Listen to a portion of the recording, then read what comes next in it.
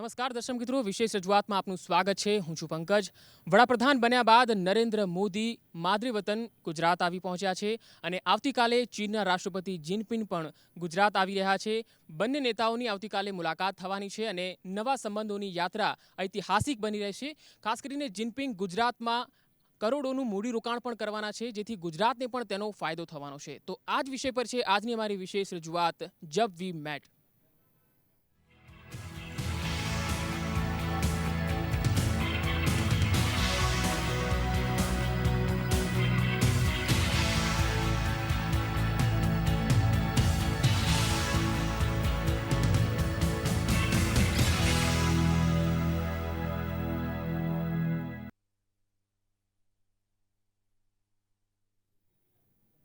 ચીની કંપનીઓ અમદાવાદમાં $100 કરોડનું રોકાણ કરશે.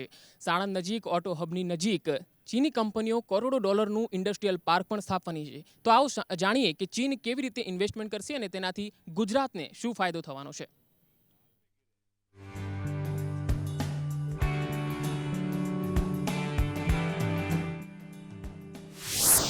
ચાઇના ગુજરાતમાં કરશે રોકાણ. ચીની કંપનીઓ સાણંદમાં $100 કરોડનું રોકાણ કરશે. ઓટો હબની બાજુમાં ચાઇનીઝ ઇન્ડસ્ટ્રીયલ પાર્ક સ્થપાશે.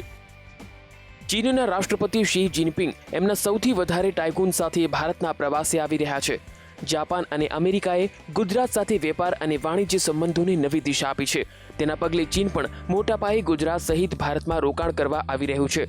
એમાંય ગુજરાતમાં ચીનની કંપનીઓએ એક અલગ ઇન્ડસ્ટ્રીયલ પાર્ક માટે દેશના ઓટો હબ તરીકે ઉભરેલા સાણંદ પર પસંદગી ઉતારી હોવાનું જાણવા મળે છે. છેલ્લા 2 વર્ષથી ચીનના અલગ અલગ ડેલિગેશન ગુજરાત પ્રવાસ કરી ચૂક્યા છે. તેના આધારે તેમણે મહારાષ્ટ્રમાં પૂના અને ગુજરાતમાં સાણંદ નજીક ઇન્ડસ્ટ્રીયલ પાર્ક સ્થાપવાનો નિર્ણય લીધો છે. આ માટે તેઓ $5 અબજ રોકાણ 3 તબક્કામાં કરશે. વાઇબ્રન્ટ સમિટમાં ચીનની કંપનીઓ ઓછામાં ઓછા 15 જેટલા કરાર કરી શકે છે.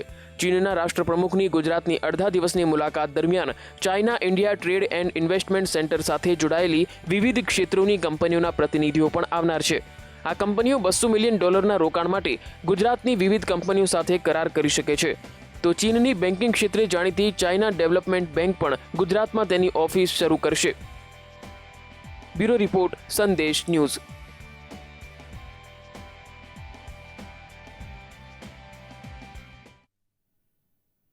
તો મોદીના જન્મદિવસે ચીનના રાષ્ટ્રપ્રમુખ ગુજરાતને ખાસ ભેટ આપવા માંગે છે. એટલે કે ખાસ કરીને નરેન્દ્ર મોદીને પણ એક અમૂલ્ય ભેટ આપે તેવી શક્યતા છે.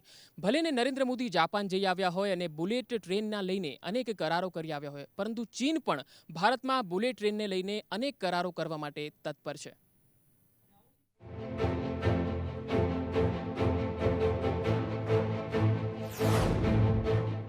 ચીન ભારતની રેલવેને અત્યાધુનિક બનાવવા માટે જંગી રકમ લગાવવા આતુર જણાઈ રહ્યું છે. ભારતને પવન વેગે દોડનારી ટ્રેનો આપવાની સાથે 2 રૂટ્સ પર બુલેટ ટ્રેન શરૂ કરાવવા પણ ઈચ્છી રહ્યું છે. ચીનના રાષ્ટ્રપતિ શી જિનપિંગ ભારતમાં રેલવેના નવા પાટાઓ અને નવી ટ્રેનો પણ આપવા માંગે છે. સૂત્રો તો એમ પણ કહી રહ્યા છે કે મોદીના જન્મદિને ગુજરાતમાં આવનારા જિનપિંગ રેલવેના ઉદ્ધાર માટે 100 થી લઈને $300 અરબ રોકાણ કરવાના મૂડમાં છે, જેનાથી ભારતમાં મોટી રેલ પરિયોજનાઓ સાકાર કરી શકાશે. બુલેટ ટ્રેનમાં છે સૌથી વધુ રસ. ટેકનિકલ સહયોગ આપવા પણ છે તૈયાર. રેલવેના પાટાઓની સાથે આખી ટ્રેન આપવાના મૂડમાં. હવે જ્યારે મુંબઈથી અમદાવાદ વચ્ચેની બુલેટ ટ્રેન માટેનું કામકાજ જાપાનના સહયોગથી થાય તેવી શક્યતાઓ વચ્ચે હવે ચીન પણ મેદાને ઉતરશે. ચીન અન્ય 2 બુલેટ ટ્રેન બેંગ્લોરથી મુંબઈ અને બેંગ્લોરથી ચેન્નઈ માટે કરશે મદદ. માત્ર નાણાકીય રોકાણ જ નહીં, પરંતુ ટેકનોલોજીકલ સહાયતા પણ કરશે. અને એમ પણ મોદી સરકારની ઈચ્છા છે કે તે દેશમાં 160 થી 180 કિલોમીટર પ્રતિ કલાક સ્પીડથી દોડતી ટ્રેનો દોડાવે. જો કે આ સમગ્ર મામલાની જાહેરાત ગુજરાતમાં જ મુલાકાત ટાણે થાય તેવી શક્યતા સેવાઈ રહી છે. બ્યુરો રિપોર્ટ, સંદેશ ન્યૂઝ.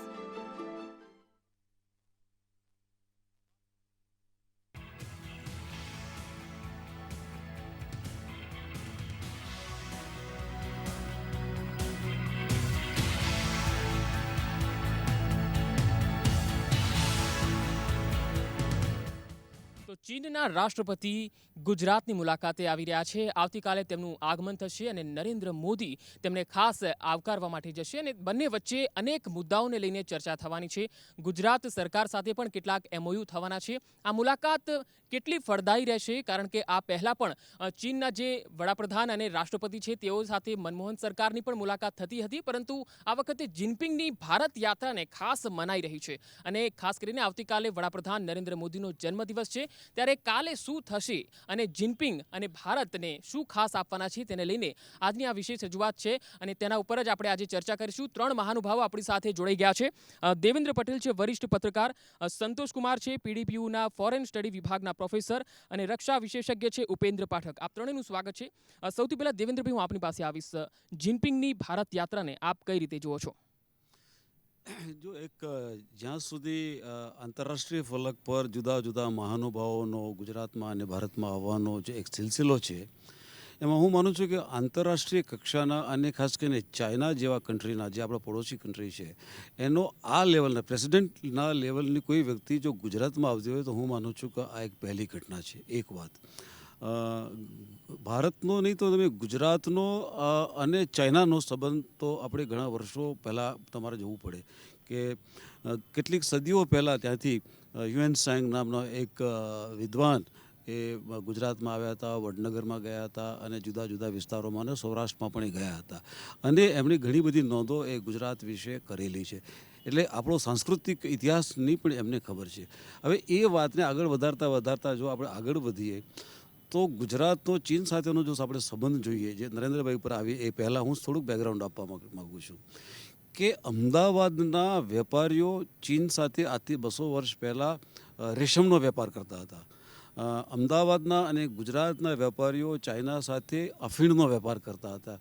અફીણ માળવા, એટલે કે મધ્યપ્રદેશમાં આજે માળવા તો મધ્યપ્રદેશ ઉજ્જૈન અને એ જે એરિયા છે એ માલવા તરીકે ઓળખાય છે અને ત્યાં એ અફીણ પાકતું હતું. એ ગુજરાતમાં આવતું હતું. અમદાવાદના નગર શેઠો એને એ ઘોઘા બંદરે અને બીજા બંદરો થઈ અને પછી આગળના માર્ગે થઈને એને ચીન પહોંચાડતા હતા અને ચીનમાં એનો અફીણનો બહુ જ ઉપયોગ થતો હતો અને એ પૈસા જે આવતા હતા એ પૈસાથી આજથી 200 વર્ષ પહેલાંની જે અમદાવાદની જે સમૃદ્ધિ હતી એ અફીણથી કમાયેલા પૈસા હતી. આ એક હિસ્ટોરિકલ ફેક્ટ છે. હવે એ ઘટનાઓને આપણે જ્યારે ભૂલી જઈએ, એ ઘટનાઓથી આપણે આગળ આવીએ તો ગુજરાતની એક શક્તિશાળી વ્યક્તિ, એક રાજનીતિજ્ઞ, એ જ્યારે આ દેશના વડાપ્રધાન બન્યા છે, નરેન્દ્ર મોદી, એમને વડાપ્રધાન બનતા પહેલાં એઓ ગુજરાતના મુખ્યમંત્રી હતા ત્યારે પણ એ ચીનનો પ્રવાસ કરી ચૂક્યા છે, જાપાનનો પ્રવાસ કરી ચૂક્યા છે, બીજા કેટલાક કન્ટ્રીઝનો એ પ્રવાસ કરી ચૂક્યા છે અને એ વખતે ચાઇનાને પણ ખબર નહોતી કે આ જે વ્યક્તિનો ચીનમાં એક સત્કાર થઈ રહ્યો છે એ હિન્દુસ્તાનના વડાપ્રધાન થશે. એ જ રીતે નરેન્દ્ર મોદીને પોતાને પણ ખબર નહોતી કે હું અત્યારે ચીન જઈ રહ્યો છું તો કોઈક દિવસે ચીનના પ્રેસિડેન્ટને હું સત્કારીશ એક વડાપ્રધાન તરીકે. હું માનું છું કે ચીન સાથેનો આ બંને નેતાઓ, આ બંને ચીનના વડા અને ભારતના વડાપ્રધાન વચ્ચેના સંબંધની એક કેમિસ્ટ્રી તો 1-2 વર્ષ પહેલાં લગભગ બની ચૂકી હતી અને એ વખતે એ ઘણી બધી, ત્યાં તો એક જ કોમ્યુનિસ્ટ પાર્ટી છે પણ ઘણા બધા એ કમ્યુનિસ્ટ પાર્ટીના એ લીડર્સને ચાઇનામાં પણ એ મળ્યા હતા અને મળ્યા પછી એમનું ત્યાં એનો ગ્રેટ હોલ એક તરીકે જાણીતું છે. ત્યાં પણ એક ગુજરાતના ચીફ મિનિસ્ટર હોવા છતાં એ નેશનલ લીડર નહોતા, એ સ્ટેટ લીડર હતા. તેમ છતાં પણ એમનું ત્યાં એક ભવ્ય સન્માન થયેલું હતું અને એ અનેક લીડર્સને મળીને એમને. દેવેન્દ્રભાઈ, આપને લાગે છે કે આ એક નવા સંબંધોની સારી શરૂઆત છે? એટલે હું માનું છું કે આ પરિપ્રેક્ષ્યમાં ગુજરાત માટે આ તો એક બહુ જ સોનાનો દિવસ ઉગશે, આપણે એવી અપેક્ષા રાખીએ. આપણી સાથે રક્ષા વિશેષજ્ઞ છે ઉપેન્દ્રભાઈ. ઉપેન્દ્રભાઈ, આપને પૂછીશ, આપ પણ ભારત અને ચીનના જે સમસ્યાઓ છે, સરહદીય સમસ્યાઓ છે, તેનાથી સારી રીતે વાકેફ છો. આપને આ ભારત યાત્રા જે જિનપિંગની છે તે કઈ રીતે જોઈ રહ્યા છો આપ અને કઈ રીતે મૂલવી રહ્યા છો? બેઝિકલી તો એમની જે ભારતની યાત્રા છે એનું વધારે ઇમ્પોર્ટન્સ અને સિગ્નિફિકન્સ ઇકોનોમિક ડેવલપમેન્ટ પર છે કે જે એગ્રીમેન્ટ થવાના છે આપણા ભારતના વડાપ્રધાન સાથે, એ બધા બેઝિકલી કમર્શિયલ એન્ડ ઇકોનોમિક લગતા છે અને અત્યારના ભારતને ઇકોનોમિકલી સ્ટ્રોંગ થવા માટે ચીનના સહયોગની, ઇકોનોમિકલ સપોર્ટની સારી એવી જરૂર છે. એટલે આ બહુ જ ઇમ્પોર્ટન્ટ છે કે ચીન આપણો પાડોશી દેશ છે, એક મોટો પાડોશી દેશ છે. ચીન એક મહાસત્તા પણ છે અને એ આપણી સાથે સારા સંબંધ રાખે અને કમર્શિયલી આપણી સાથે એમના એગ્રીમેન્ટ થાય. પર્ટિક્યુલરલી રેલવેના, એ લોકો રેલવેમાં બહુ સારી જ એ લોકોએ વ્યવસ્થા પણ કરી છે. રેલવેનું ચીનમાં ઇન્ફ્રાસ્ટ્રક્ચર ઘણું જ સારું છે. ચીનમાં એક બીજી છે કે આખી દુનિયામાં નથી, એક રેલવે યુનિવર્સિટી છે. અને બને તો કદાચ આપણા વડાપ્રધાન કોશિશ કરવાના છે કે આપણે પણ એવી એક રેલ યુનિવર્સિટી ઇન્ડિયામાં બનાવી શકીએ. હવે જોઈએ કે એગ્રીમેન્ટ કઈ રીતના થાય છે. સંતોષ કુમારજી છે. સંતોષ કુમારજી, આપને પૂછીશ, જિનપિંગની યાત્રાથી આપને શું લાગે છે, ભારત અને ગુજરાતને શું મળવાનું છે?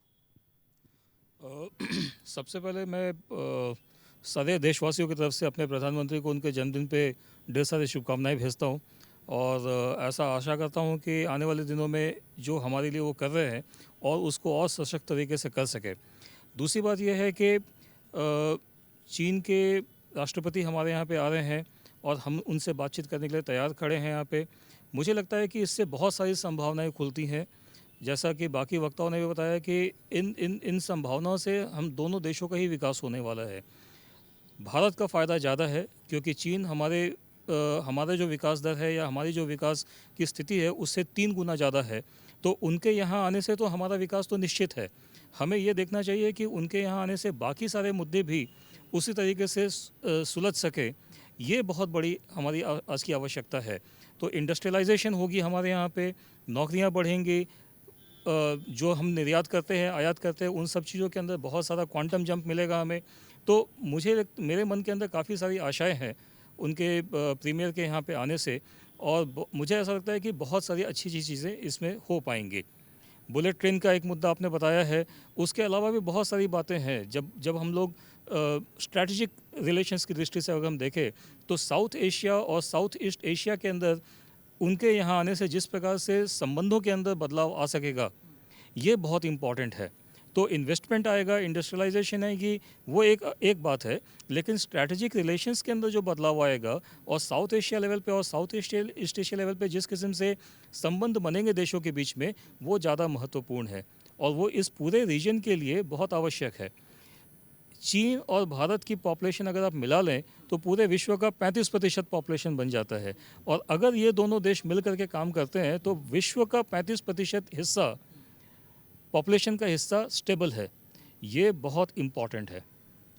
तो इस तरह से मैं इस पूरी चीज़ों को देखता हूँ कि प्रीमियर का यहाँ पे आना और हमारे प्रधानमंत्री का उनके साथ इस तरह से बैठकर बातचीत करने का मौका मिलना हमारे शहर में, ये बहुत महत्वपूर्ण है हमारे लिए। દેવેન્દ્રભાઈ, એક આપને પૂછીશ, ગુજરાતને ખાસ કરીને શું મળવાનું છે? કારણ કે MOU થવાના છે, ઇન્ડસ્ટ્રીયલ પાર્ક સ્થાપવાની વાત છે, આપને શું લાગે છે?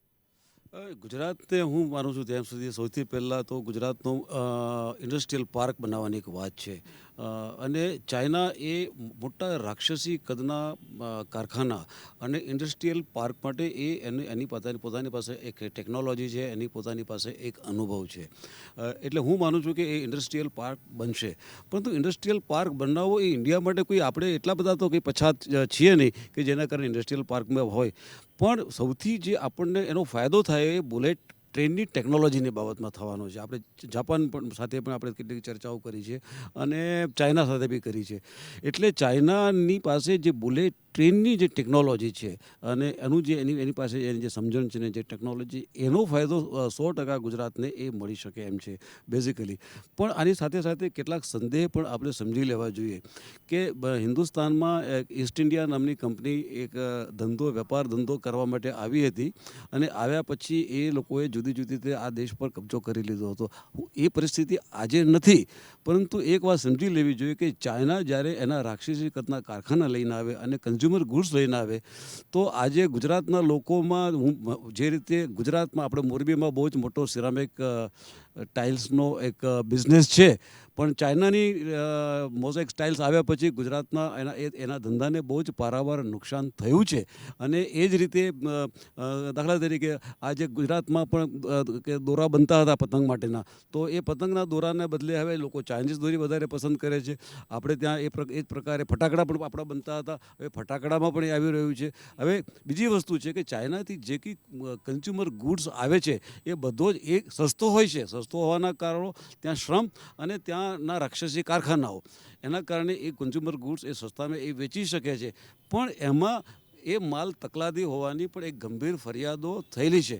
જો કે ચાઇના હવે એ કોન્સન્ટ્રેટ કરી રહ્યું છે કે હવે જ્યારે હિન્દુસ્તાનમાં જે કંઈ માલને એ ડમ્પિંગ તરીકે ન નાખે, પરંતુ એ પણ એનું પણ એ ગ્રેડનો માલ આપે.